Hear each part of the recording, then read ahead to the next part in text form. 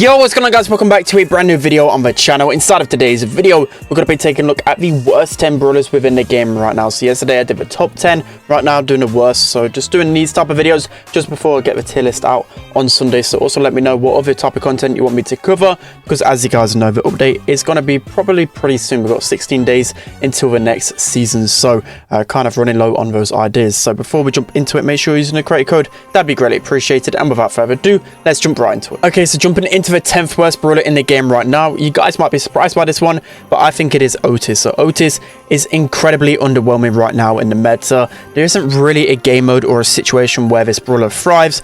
Literally every single time I play Power League or look at competitive as well, there's always just a better option in the meta. By no means I'm saying he's completely unusable, because he does have somewhat decent DPS when you get up close to a brawler and super them. But again, like the super, I thought it was going to be incredibly broken, and as did a lot of people, but it doesn't really do too much. You can only really get value out of it if you're really super up close, and the only hard counters like the tanky brawlers, which probably if the meta was basically just tanky brawlers, then Otis would be one of the best brawlers inside of the game. But that is just not the case. Ever since his second star power came out as well, you know, people really thought that Otis would start to become one of the better brawlers inside of the game.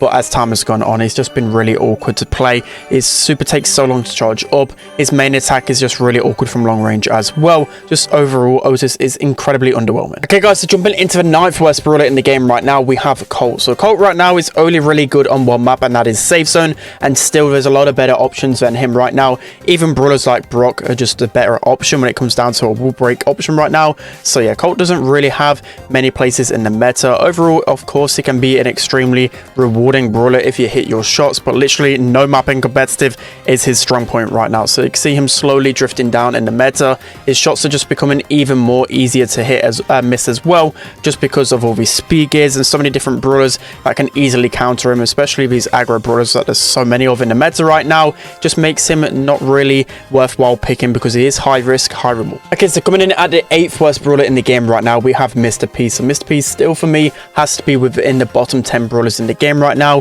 When we're talking strictly competitive and Power League, he isn't really featured whatsoever, and a lot of the times you can easily pick a counter to him. Basically any brawler with some moderate HP, you know, over like 4,500, is going to easily beat him in a 1v1, because he just does no damage. Even with the damage gear, brawlers can just overwhelm him so easily. He's incredibly underwhelming right now, and even the brawlers that he used to counter, I won't really even say that he counters anymore. So big buffs needed for Mr. P for sure. He's really falling off in the meta again. Okay, so next up we have a 7th worst brawler in the game right now, and that has to be Bali. So Bali has incredibly fallen off in the meta. The main reason being is because, again, there's brawlers like Bonnie that can just latch themselves onto Bali pretty much straight away, and it's really hard for him to really react and do anything. Doesn't do a lot of damage. A lot of times it can feel like you have control, but you're not actually outputting enough damage to really do anything. A lot of his good maps as well have been taken out of the game. You know, all the heist ones, there's a couple of gem grab and brubble ones which he used to be decent on, but obviously they've been taken out of the game, or the rotation, Power League rotation.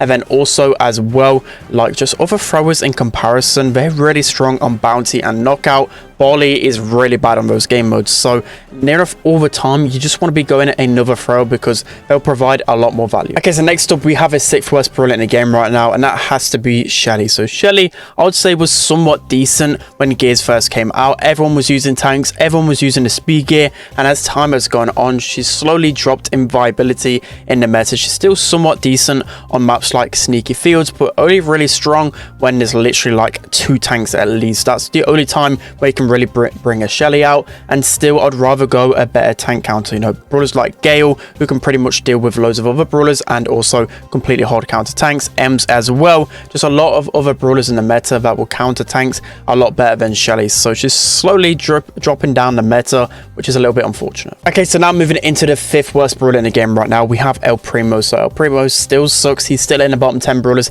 in the game for me, just because there isn't those type of brawlers in the meta that he immediately counters. He takes a long time to charge back his super. Even if you land on an opponent, it's really hard to cycle your super, in my opinion. And there isn't a lot of brawlers right out there in the meta that he counters right. And even, you know, brawlers, say if they bring out like a Frank or an Ash, you know, Primo, I won't really look to go him to counter them straight away. Like, he just really does suck and just feeds the enemy team so many supers because he just really lacks that range and can take us so long to get into the game. Okay, so next up, as the 4th worst brawler in the game right now, we have Dynamite. So Dynamite has always been within the bottom 10, mainly because of how easy he is to get countered, and a lot of the time he is a high risk, high reward type of brawler, and you can only really pick him towards the latter end of draft because literally any brawler with a high amount of HP or any type of aggro capabilities, they're going to counter Dynamite pretty easily. And as you guys know, some of the best brawlers in the game, Bonnie, Janet, and Colt, all 3 of those brawlers can easily latch himself onto other brawlers. So Dynamite, of course, is going to suffer in this type of meta. He's only really good on Heist, and of course with Siege being taken out the game basically a long time ago, he has really dropped off in the metas. So yeah, Dynamite is incredibly bad right now. Okay, so next up we have Jacky as the 3rd worst brawler inside of a game right now. So before I did put her as the worst brawler inside of a game, you know, she's still really bad, but after trying her out in Power League, as you guys probably know from my streams, I've been trying to get a win with every single brawler within the game. I think Jacky has been a little bit easier than some of these other brawlers on the list to get a win with. Main reason being is because she can still be pretty okay on maps with a lot of walls or a lot of grass because of that speed gear, and especially because you're high HP, you still can get pretty close to brawlers and get some value. A lot of the times you're going to get traded out though, especially if you're using the counter crystal star power. At least you can get the trade, but a lot of the times, as I said, it's just so hard to get within range of people. You get countered so easily.